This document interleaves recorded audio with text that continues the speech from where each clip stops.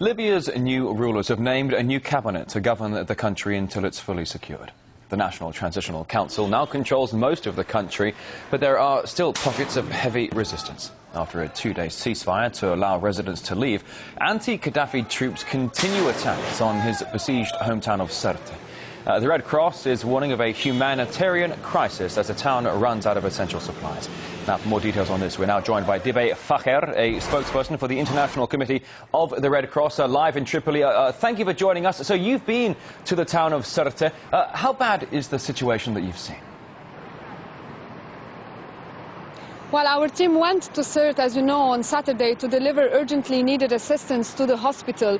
We managed to get in the hospital and spend few hours to check on the hospital. However, the security situation did not allow us to move inside the town and see the situation of the civilians. We managed to talk to representatives of the civilians to understand the situation. They talk about lack of food, lack of water, there is no electricity, there is a lack of fuel in the city, and there is a very difficult access to medical care. The hospital has been working under very difficult conditions. There is a lack of medical personnel, no medical equipment, no drugs, no medicine, and as well there is no electricity inside the hospital, and the water tank has been hit, so there is no water available in the hospital. Now, at the same time, while talking to families going out of the city of Sirte, I have been on the eastern side where I've talked to families displaced to the desert around Sirte or to villages like Harawa and other surrounding villages, and my colleagues from the west as well are looking at the internally displaced families. These people as well are living in difficult conditions because they are leaving just their houses to flee the ongoing fighting in the city of Sirte, and they are being displaced into the desert, living in difficult hygienic conditions and having no access to medical care and no potable water. So as you say, and as other representatives from the Red Cross say, a humanitarian crisis is certainly in the making. It's unfolding, as you said, in Sirte and in surrounding towns as well. But when it comes to, you mentioned that the security situation makes it difficult to treat many of the patients. Are some of the civilians, are many of the civilians even casualties in this ongoing war? Because we've had reports that some of NATO's bombing has been indiscriminate, even hitting schools and hospitals. Well, for the International Committee of the Red Cross, at this stage, we don't have clear statistics on the figures.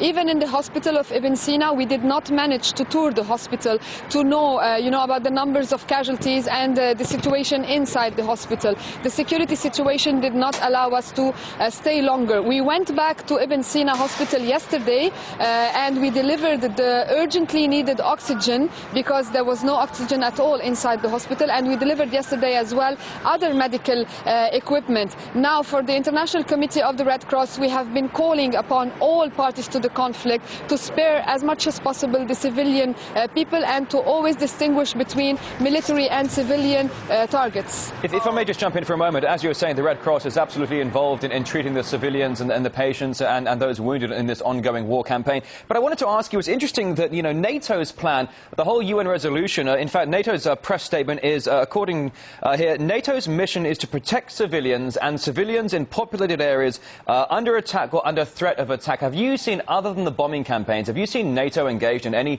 types of humanitarian activities other than the Red Cross, of course?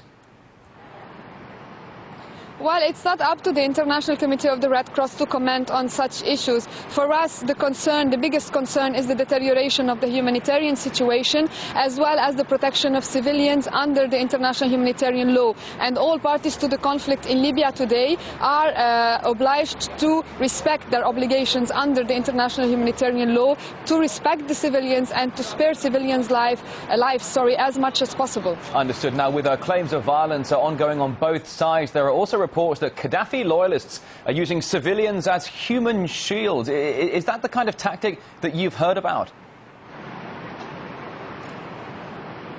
For us, again, we look for the protection of civilians, and when it comes to discussing these issues, the protection of civilians or any violations against international humanitarian law, we do this bilaterally in a confidential manner with the authorities who are supposedly in charge of these things. And what is of utmost importance for us is that the civilian lives be spared and that the parties to the conflict respect their obligations, again, under the humanitarian law.